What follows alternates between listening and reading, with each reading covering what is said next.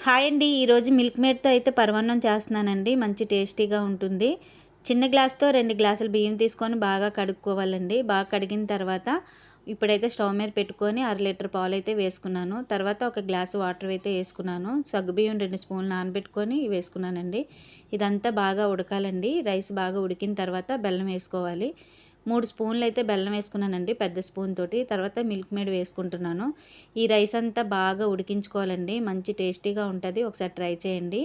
ఇంకా బాగా ఉడికిపోయిందండి. ఉడికిపోయిన తర్వాత కొంచెం ఇలాచీ అయితే దంచుకొని వేసుకున్నానండి. 2, 3 ఇలాచీలు అయితే దంచుకు వేసుకున్నాను.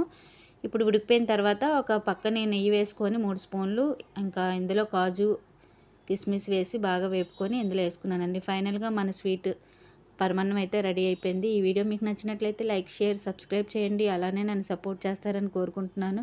ఇంకా మంచి వీడియోస్‌తో మీ ముందుకు వస్తానండి. మీ వైజాగ్ పిల్ల. ఓకేనండి. బాయ్.